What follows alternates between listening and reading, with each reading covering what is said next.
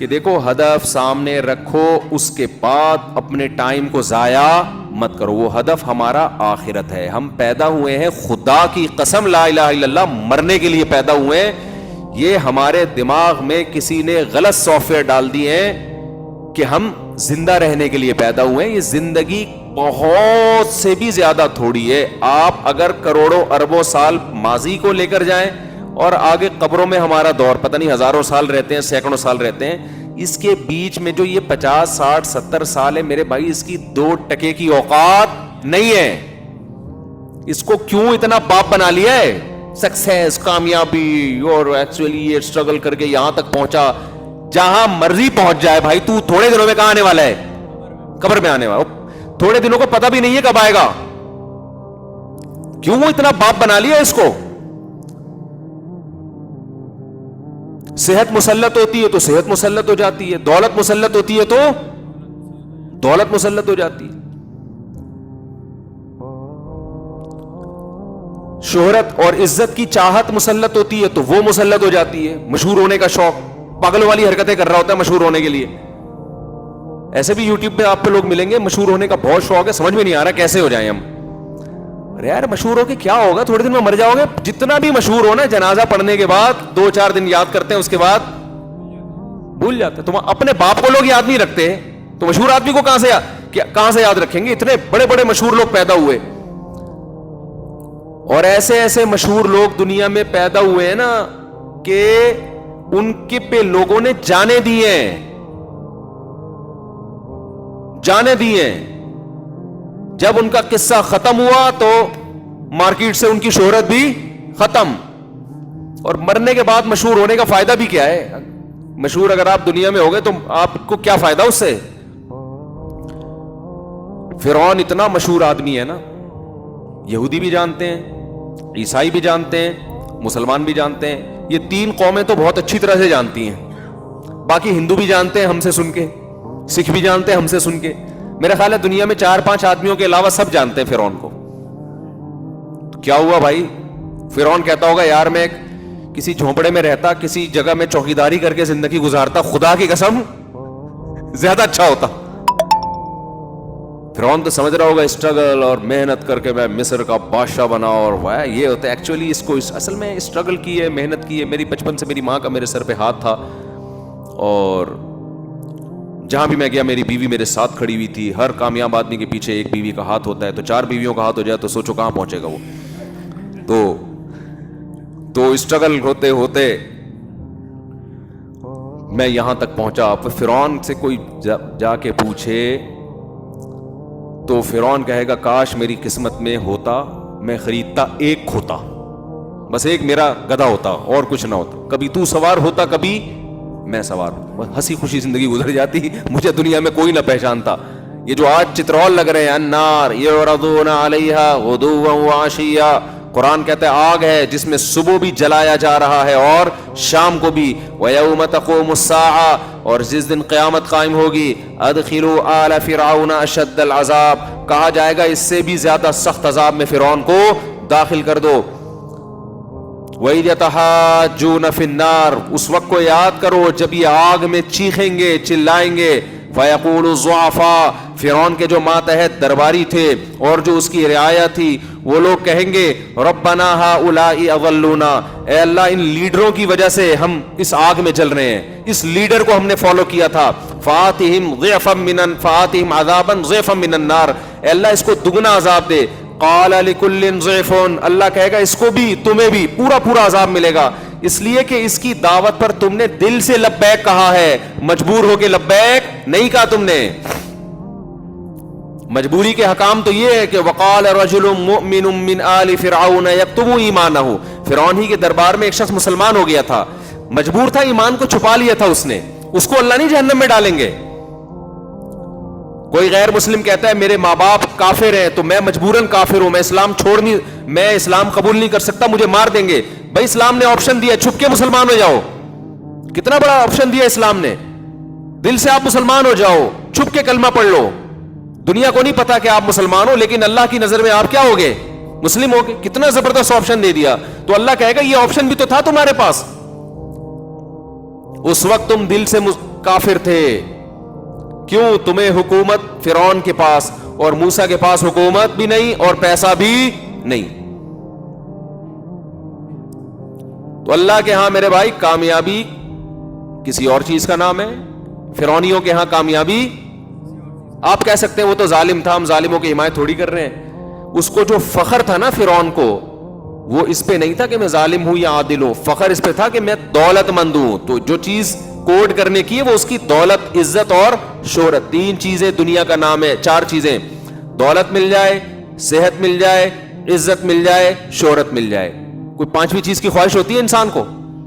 وہ 4 شادیوں کی وہ صرف ہم لوگ ہی رہ گئے 2-4 آدمی، ورنہ ہر انسان کی خواہش کیا ہے؟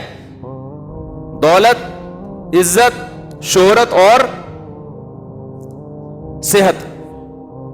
یہ 4 چیزوں کے پیچھے دنیا بھاگ رہی ہے. اور 4 شادیوں کے پیچھے نہیں بھاگ رہی کہ جب یہ 4 چیزیں آتی ہیں تو 4000 شادیاں آ جاتی ہیں. پھر وہ 4 نہیں، وہ تو 4 اور نہیں، تو بچوں کا کام ہے. پھر وہ برائیوں کی طرف جاتے ہیں. پھر تو ان کو شوق ہو جاتا ہے کہ روزانہ کوئی نیا چسکا لیں. وہ پھر تو ان کو نکاح ویسے ہی برا لگنے لگتا ہے. ابے وہ تو ٹینشن ہے نا. نہیں آئی بات؟ دیکھو سعودی عرب میں جب پیسہ کم تھا تو 4 کا رواج زیادہ تھا. جب پیسہ زیادہ آیا ہے تو 4 کا رواج کم ہوا ہے، حالانکہ وسائل بڑھ گئے.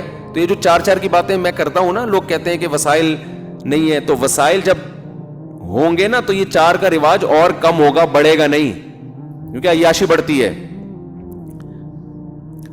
تو میرے بھائی مجھے یہ بات بتاؤ، یہ 4 چیزیں فرعون کے پاس ہول سیل کے حساب سے تھی یا نہیں تھی؟ اور انہی پر فخر کرتا تھا کہ میں ایسا. اور موسیٰ کے پاس صرف صحت تھی، باقی 3 چیزیں نہیں تھی. اور ایوب علیہ السلام کے پاس صحت بھی نہیں تھی، ساری زندگی بیماریوں میں گزری. پیغمبروں کو اللہ اچھی صحت اس لیے دیتے ہیں تاکہ دعوت اور تبلیغ علی وجہ الکمال کر سکیں. اس لیے سارے پیغمبر صحت مند ہوتے ہیں. ایوب علیہ السلام کو ایک عام اصول سے ہٹایا گیا کیونکہ ان کی آزمائش یہ دی گئی، اور اس میں ہمارے لیے عبرت تاکہ کل کوئی بیماریوں میں زندگی گزارتا ہے تو اس میں صبر کرے. کس کی سیرت دیکھ کر؟ ایوب علیہ السلام کی سیرت دیکھ کر. ورنہ پیغمبروں کی صحتیں اللہ بہت اچھی رکھتے ہیں، زبردست رکھتے ہیں.